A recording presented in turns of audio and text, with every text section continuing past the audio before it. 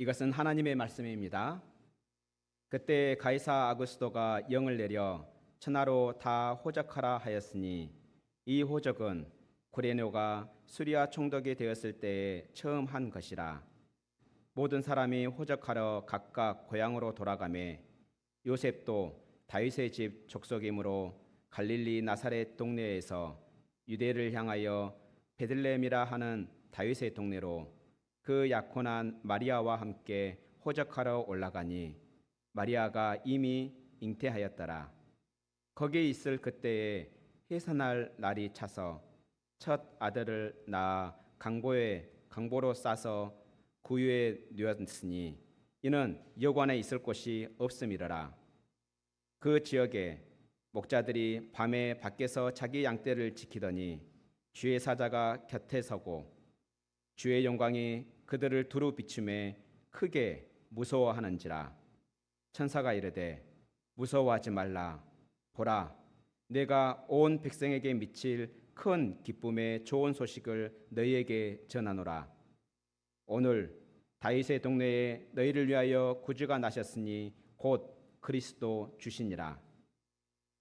너희가 가서 강보에 쌓여 구유에 누워 있는 아기를 보리니 이것이 너희에게 표적이니라 하더라니. 호련히 수많은 천군이 그 천사들과 함께 하나님을 찬송하여 이르되 지극히 높은 곳에서는 하나님께 영광이요 땅에서는 하나님이 기뻐하신 사람들 중에 평화로다 하니라.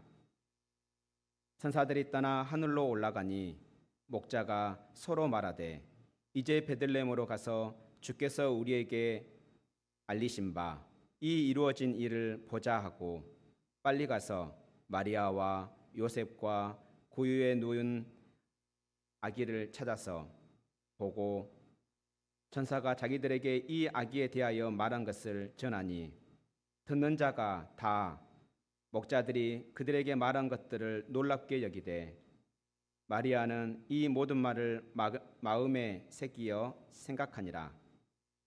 목자들은 자기들에게 이르던 바와 같이 듣고 본 그 모든 것으로 인하여 하나님께 영광을 돌리고 찬송하며 돌아가니라.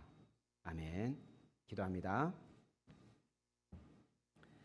하늘에 계신 우리 아버지여, 이 시간 저의 마음 가운데 성령으로 조명하셔서 주의 복음을 순수하게 선포하게 하시고 또한 복음의 말씀을 듣는 우리 원주시 장로교회 모든 성도들의 마음 가운데 성령으로 빛을 비춰주셔서 복음의 말씀을 밝히 깨닫게 하시며 또한 그 복음의 깊이와 넓이와 높이를 온전히 깨달아 그 복음 안에서 평화를 누리게 하여 주시옵소서. 생명을 누리게 하여 주시옵소서. 감사합니다. 우리 구주 예수님 이름으로 기도합니다. 아멘.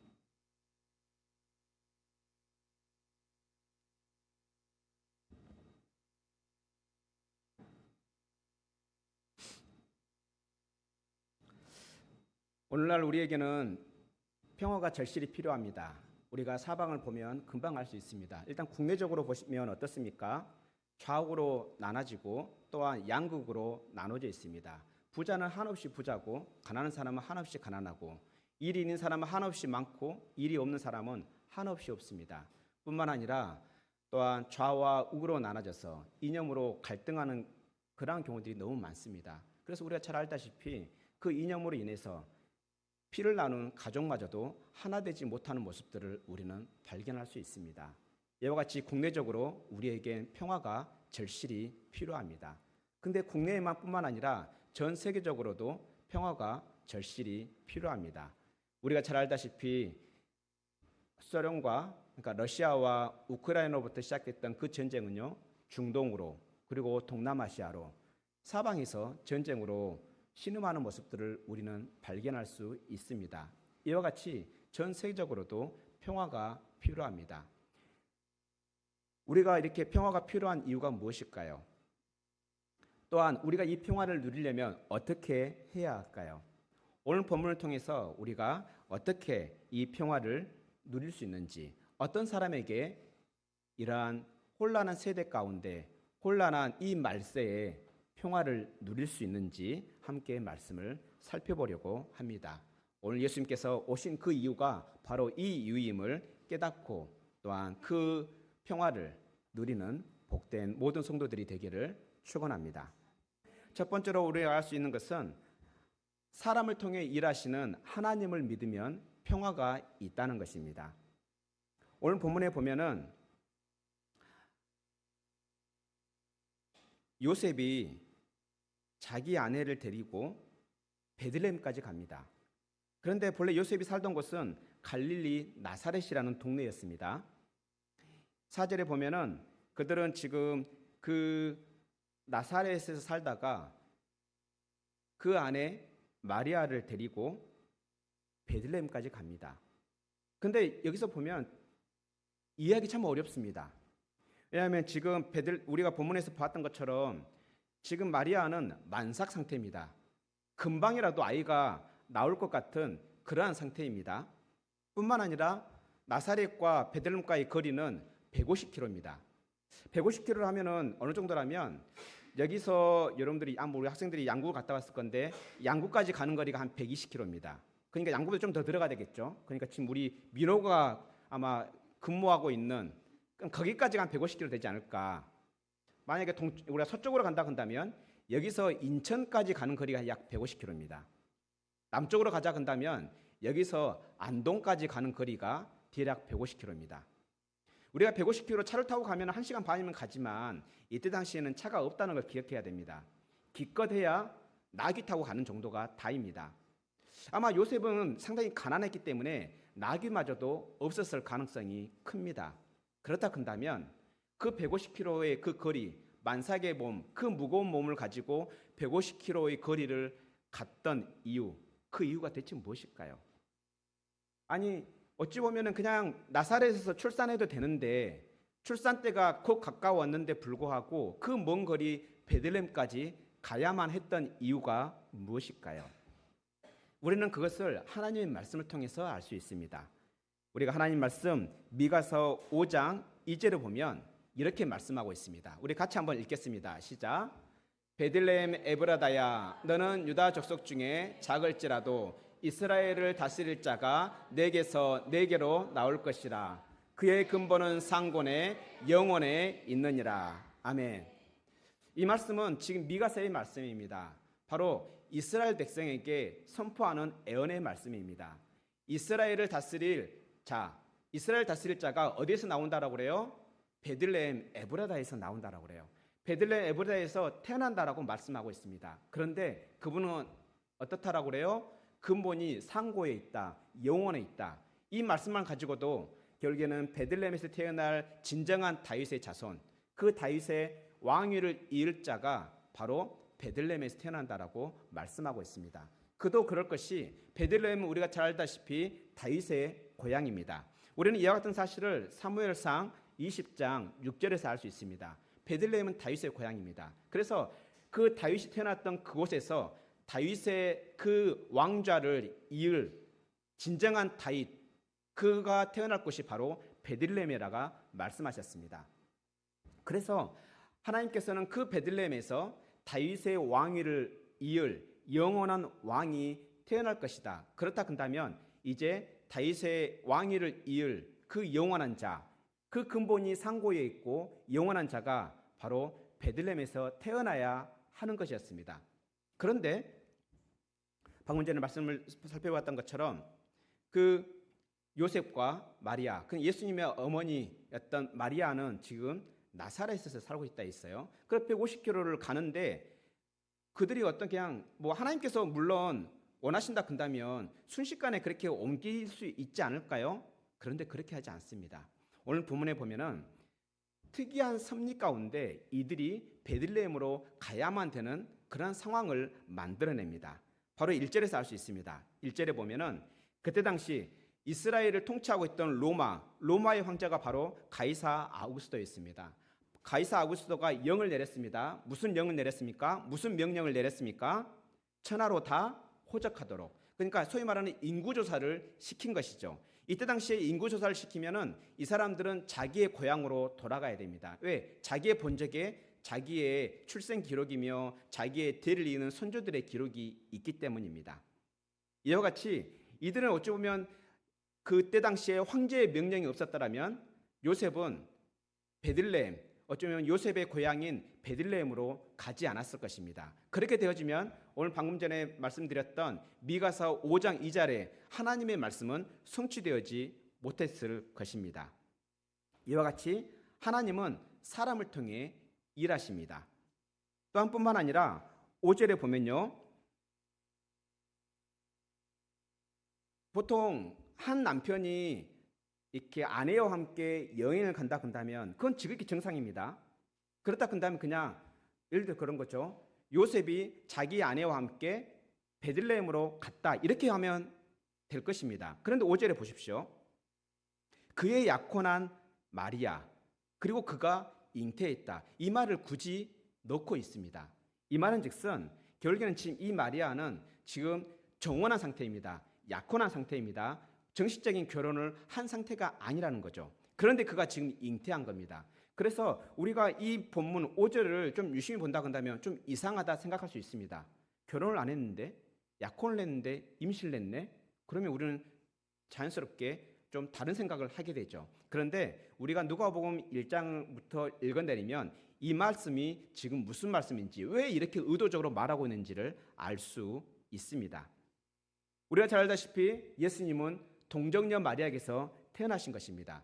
비록 요셉과 정혼은 했지만 약속하기로 그렇게 약속은 했지만 그들이 서로 동침하지는 않았습니다. 그래서 그가 지금 잉태된 것은 사람으로 인한 잉태가 아니라 하나님으로부터 잉태했다는 것을 알 수 있는 거죠. 이와 같이 하나님은 마리아를 통해서 이 땅에 예수님이 태어나게 하셨습니다. 이와 같이 하나님은 사람을 통해 역사하십니다. 또한 뿐만 아니라 그렇게 베들레헴에서 아기로 태어날 그 예수님에 대해서 그 소식을 사람들에게 전하도록 합니다. 그런데 특이하게도 그 전하기로 결정한 사람들이 8절에 보면 누구입니까? 목동들이죠. 그 지역에 사는 목동들입니다. 그 베들레헴 주변에 사는 목동들입니다. 그런데 지금 8절에 보면요, 이 목동들은 지금 오늘 본문에 보면은 그 지역의 목동들이 밤에 밖에서 자기 양들을 지키더니 이렇게 번역이 되어 있는데 여러분들 영어 번역이나 원문을 보면 조금 번역이 약간 다릅니다. 물론 이 번역이 틀린 건 아닙니다. 근데 좀 더 정확한 번역은 그 지역의 목동들이 밤에 자기 순번을 따라 양떼를 지키더니라고 되어 있습니다. 한번 생각해 보십시오. 밤에 양떼를 지키는데 순번을 따라 지킨다. 여러분들 군대 갔다 오신 분들은 알 거예요. 군부대에서 밤에 순찰을 돌 때 서로 순번을 따라 순찰을 돌죠. 그때 여러분들 장교들이 돕니까? 병사들이 돕니까? 일반적으로 병사들이 돕니다. 마찬가지로 목동들이라 한다면 물론 목동들이 양들의 주인일 수도 있겠죠. 그런데 그 밤에 힘든 시간에 밤에 순번을 따라 그 양을 지키고 있다는 이야기는 그 목동들의 지위가 높다는 이야기겠습니까? 낮다는 이야기겠습니까? 당연히 우리는 낮다는 것을 짐작할 수 있습니다. 이와 같이 신분이 낮은 목동들을 통해서 예수님께서 지금 이 땅에 태어나신 그 소식을 전하고 있는 것입니다. 우리 한번 근데 상식적으로 생각해 보십시오. 예수님은 하나님의 아들로서, 지극히 높으신 하나님의 아들로서 이 땅에 오셨습니다. 그렇다 한다면 제일 먼저 알아야 될 사람이 누구이겠습니까? 종교적 지도자 아니겠습니까?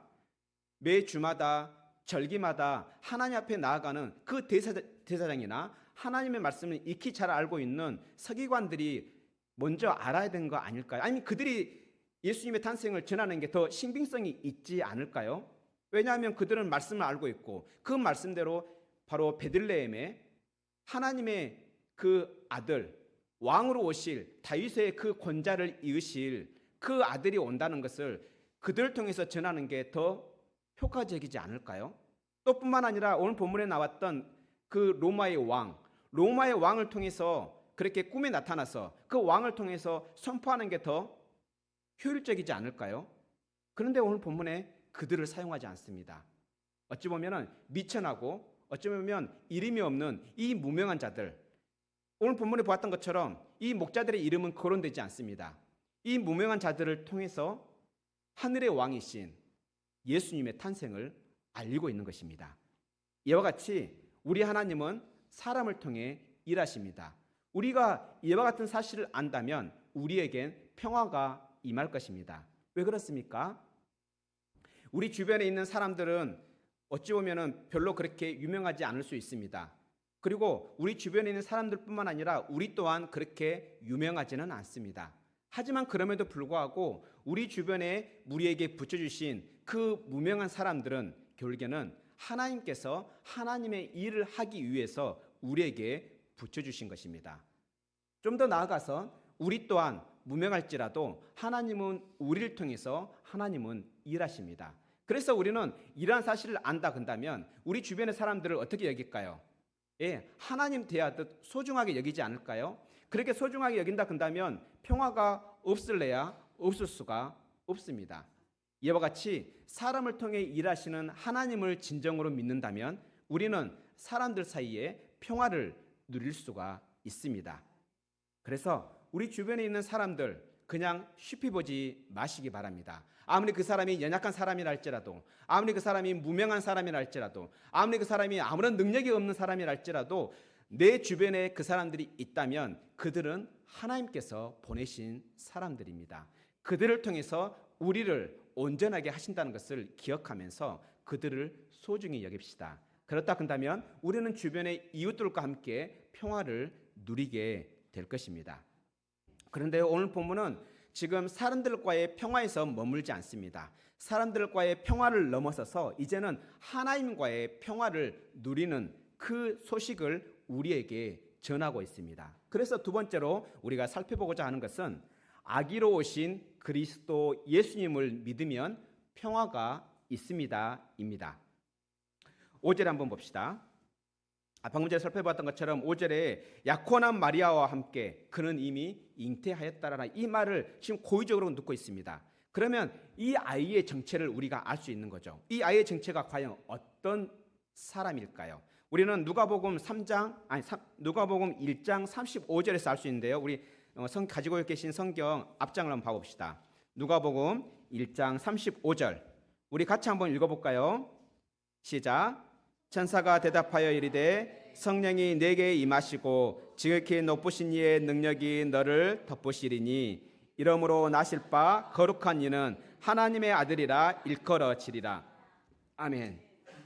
지금 이 말씀은 처녀 마리아에게, 그러니까 마리아가 잉태하기 전에 처녀 마리아에게 천사가 나타나서 바로 예수님의 탄생을 지금 알려주고 있는 내용입니다. 그래서 처녀였던 그 마리아에게 어떻게 나에게 그렇게 아이를 임신할 수 있습니까? 라고 반문할 때 천사가 이렇게 말한 거죠. 성령이 너에게 임하시면 지극히 높으신 이의 그 능력이 너에게 임하시면 너가 하나님의 아들을 잉태하게 될 것이다 말하는 거죠. 그러니까 사람과 사람과의 관계를 통해서 잉태되는 것이 아니라 그 아이는 성령으로 잉태된 자, 다시 말하면 그 아버지가 하나님이시고 그래서 그가 전혀 죄가 없는 자라는 것을 지금 말씀하고 있는 것입니다. 이와 같이 우리 예수님은 전혀 죄가 없는 아기로서 이 땅에 오셨습니다.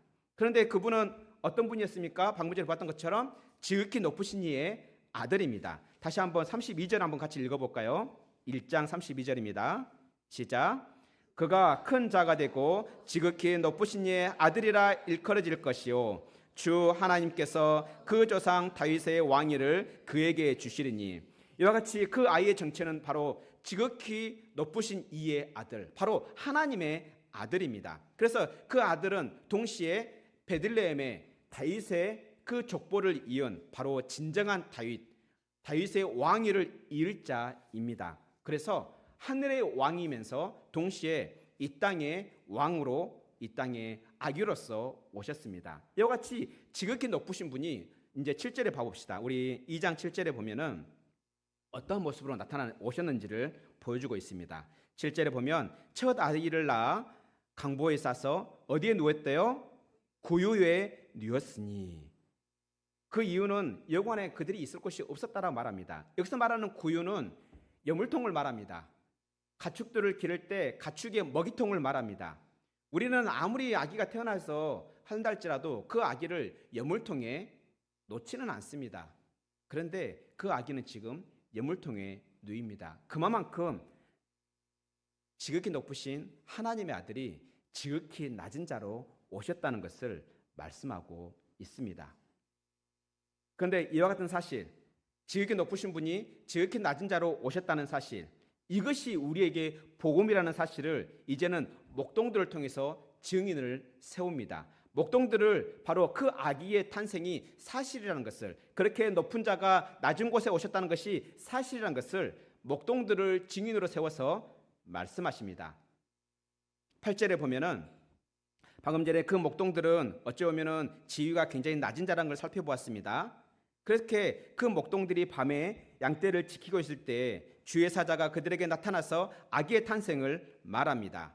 근데 그 아기는 어떠한 자라고 말합니까? 그 아기를 통해서 어떠한 일들이 우리에게 있을 거라 말합니까? 온 백성에 미칠 큰 소식이 너희에게 있을 것이다.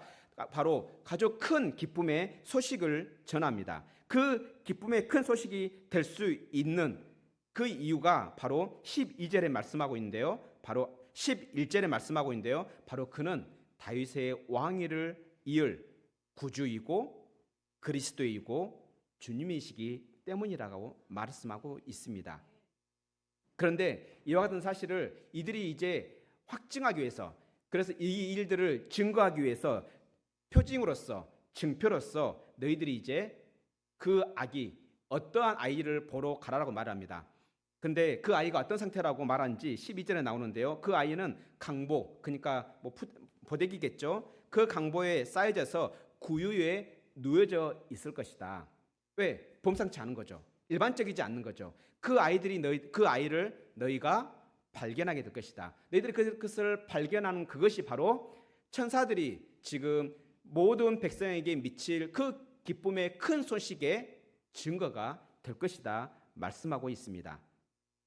그래서 그 목동들은 이제 급히 베들레헴으로 달려갑니다. 그리고 그 아이와 그리고 마리아와 요셉을 발견합니다. 그렇게 그 목동들은 주의 천사들이 들려준 대로 또한 그들이 목격했습니다. 그래서 그 사실을 이제 어떻게 여깁니까? 정말 그 주의 천사들이 말해준 것이 사실이구나. 이 아이가 비록 연약한 아이일지라도 이 아이가 장차 이스라엘을 다스릴 다윗의 그 대를 이을 진정한 왕이구나. 우리의 구세주이시며 그리스도이시며 주님이시구나라는 것을 확증하게 됩니다. 그래서 14절에 천사들이 그렇게 하나님께 영광의 그 찬송을 올려드린 것처럼 20절에서도 목동들은 그 광경을 목격하고 돌아가면서 하나님을 찬송하고 하나님께 영광을 올려드립니다. 그 영광을 올려드린 그 찬송이 무엇인지는 분명히 말씀하고 있지 않지만 아마 14절에 주의 천사들이 했던 그 찬송을 같은 찬송을 하지 않았을까 생각되어집니다. 지극히 높은 곳에서는 하나님께 영광이요 땅에서는 하나님이 기뻐하신 사람들 중에 평화로다. 이렇게 찬송하며 그들은 돌아갔을 것입니다. 방금 전에 살펴봤던 것처럼 우리 하나님이 아기 예수로 이 땅에 오셨다는 것을 효과적으로 알리시는 방법은 어찌 보면은 종교 지도자들이나 아니면 정치적인 지도자들을 통해서 알리는 게 더 효과적이었을 것입니다. 그럼에도 불구하고 미천했던 목동들을 증인으로 세우신 이유는 무엇을 의미할까요? 바로 그것은 이 예수님께서 베들레헴에 아기로 태어난 것이 역사적인 사실이라는 것을 우리에게 말하고 있습니다. 우리는 일반적으로 정말 거짓말을 하려고 그러면 어떻게 거짓말을 치는 게 가장 더 효과적입니까? 확실한 증인처럼 세우는 게 효과적이지 않습니까? 그런데 오늘 본문에서는 어찌 보면 증인으로서는 별 효과가 없는 그러한 무명한 자들을 통해서 하나님께서는 증인으로 세우셨다. 이 말은 바꿔 말하면 예수님께서 베들레헴에 아기로 태어난 이것이 바로 사실이라는 것을 말씀하고 있는 것입니다. 이것이 사실이라는 것을 말씀하고 있는 것입니다. 아기로 이 땅에 태어난다. 지극히 높으신 이의 아들이 이 땅에 아들로 태어난다.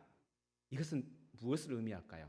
이것은 우리가 저번 주에 살펴보았던 바로 이사야서 9장 6절, 7절의 말씀이 성취된 사건임을 우리는 짐작할 수 있습니다. 우리 이사야서 9장 6절, 7절을 같이 읽도록 하겠습니다. 시작. 이는 한 아기가 우리에게 낳고 한 아들을 우리에게 주신 바 되었는데 그의 어깨에는 정사를 메었고 그의 이름은 기묘자라 모사라 전능하신 하나님이라 용존하시는 아버지라 평강의 왕이라 할 것임이라. 그 정사와 평강의 더함이 무궁하며 또 다윗의 왕자와 그의 나라에 군림하여 그 나라를 굳게 세우고 지금 이후로 영원히 정의와 공의로 그것을 보존하실 것이라. 만군의 여호와의 열심히 이를 이루시리라. 아멘. 이와 같이 우리 하나님은 한 아기를 보내신다라고 말합니다. 근데 그 한 아기는 바로 아들입니다. 하나님의 아들입니다. 이 한 아기, 인간의 참 인간으로서 또 참 하나님으로서 이 땅에 보내신 그 이유는 바로 우리를 온전하게 통치하심으로 우리에게 평화를 주시기 위해서라고 말씀합니다. 그 평화를 주시는 그 아기는 바로 다윗의 왕자에 앉아서 그 나라를 영원토록 굳게 세우고 또한 보존하신다라고 말씀합니다. 그래 이와 같이 예수님께서 아기로 이 땅에 오신 것은 바로 하나님의 이 평화를 이 땅에 오게 하기 위해서입니다. 이것은 우리의 열심이 아니라 하나님의 열심이 이루신 것입니다. 사람을 통해서 하나님의 열심이 이루신 것입니다.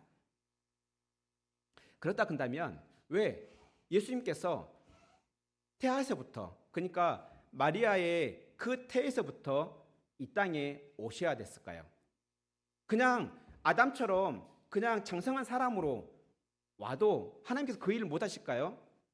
하나님께서는 얼마든지 할 수 있지 않습니까? 창조의 능력이 있으시기 때문에 얼마든지 이 땅에 그냥 흙으로 아담을 지어서 이렇게 짠하고 나타나게 할 수도 있음에도 불구하고 하나님께서는 굳이 마리아의 태를 이용해서 태아로부터 시작해서 아기로 이 땅에 오게 하셨습니다. 이 말은 우리에게 굉장히 위로가 됩니다. 이 말씀이 우리에게 진정한 복음이 됩니다. 왜 그렇습니까? 우리는 이 땅에 태아했을 때부터 죄인으로 이 땅에 오게 됩니다. 그렇다 한다면 태아 때로부터 우리에게 있는 그 죄 어떻게 해결이 됩니까? 바로 죄가 없으신 태아이신 예수님의 그 순결함으로 우리를 덮어주시기 때문에 우리는 태아 때부터 가지고 있는 그 죄를 태아 때부터 죄가 없으신 예수님께서 우리를 덮어주신다는 것입니다.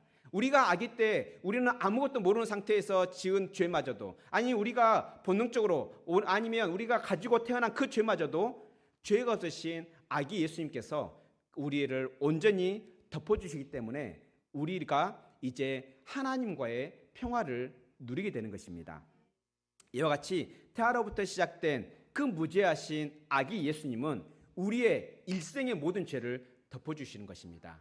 아기 때부터 장성한 어른에 이르기까지 우리 예수님은 시간적으로 가지고 있는 그 모든 무죄하신 그 인성과 신성으로 우리의 모든 죄를 덮어주심으로 우리는 마치 예수 그리스도 안에서 처음부터 죄가 없었던 것처럼 하나님 앞에 용납되어지고 하나님과 화평을 누리고 하나님과 화해를 누리게 되는 것입니다. 이와 같이 예수님께서 동정녀 마리아의 탄생, 예수님께서 아기로 오신 그 일은 우리에게 진정한 복음이고 우리가 진정으로 하나님과 평화를 누릴 수 있는 복음이 되는 것입니다. 이와 같이 아기로 오신 그리스도 예수님을 우리가 믿으면 우리에게 평화가 있습니다. 하나님과의 평화가 있습니다. 죄가 없으신 예수님을 통해서 우리는 하나님과 평화를 누릴 수가 있는 것입니다. 그렇게 오신 예수님이 바로 누구인지 11절에 말씀하고 있는데 우리 11절 한번 읽도록 하겠습니다. 천사가 목동들에게 했던 말인데요. 천사가 지금 우리에게, 하나님께서 지금 우리에게 하시는 말씀과 같습니다. 우리 같이 읽겠습니다. 시작. 오늘 다윗의 동네에 너희를 위하여 구주가 나셨으니 곧 그리스도 주시니라. 아멘. 오늘 다윗의 동네에 우리를 위해서 누가 나셨다고요? 우리의 구주가 누구니까? 우리의 구원자를 말합니다. 죄와 사망으로부터 우리를 구원하실 구원자. 근데 그 구원자는 또한 누구라고 말합니까? 그리스도이시고 주라고 말합니다. 그리스도는 메시아를 말합니다. 그리스도는 성령으로 기름 부음 받은 자를 뜻합니다. 그리고 주는 구약시대의 주는 오직 여호와 하나님을 의미합니다. 이와 같이 오늘 다윗의 동네에 우리를 위해서 구원자가 나셨는데 그 구원자는 성령으로 기름 부음 받은 자이면서 하나님이십니다. 이렇게 우리가 오늘 이 땅에 태어나신 아기로우신 예수님을 우리의 구원자이고 그리스도이시고 우리의 하나님으로 믿는다면 우리는 이제 사람들과 함께 하나님과 함께 평화를 누리게 될 것입니다. 이 복음을 온전히 깨닫고 이 복음을 온전히 누린다면 우리도 천사와 같이 목동들과 같이 이렇게 하나님을 찬양할 것입니다. 우리 같이 읽겠습니다. 시작. 지극히 높은 곳에서는 하나님께 영광이요 땅에서는 하나님이 기뻐하신 사람들 중에 평화로다. 아멘. 이와 같이 우리의 구원자이시고 우리의 그리스도이시고 또한 우리의 주님이신 아기로 태어나신 예수님을 온전히 믿음으로 사람들과 평화를 누리고 하나님과 평화를 누림으로 하나님께 이렇게 찬송하는 복된 모든 성도들이 되기를 축원합니다. 기도하겠습니다.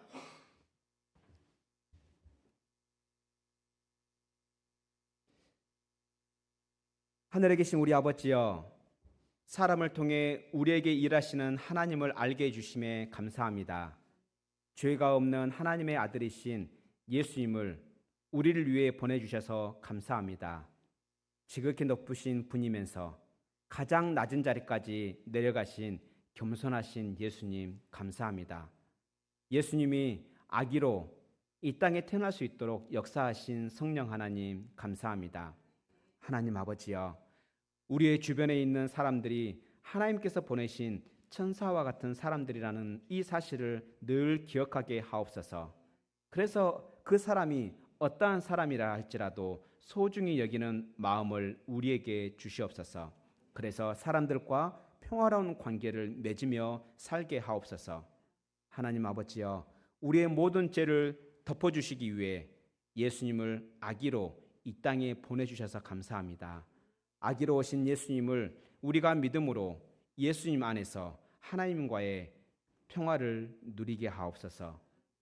우리에게 진정한 평화를 주시려고 2000년 전에 유다 베들레헴에 아기로 태어나신 우리 구주 예수 그리스도의 이름으로 기도합니다.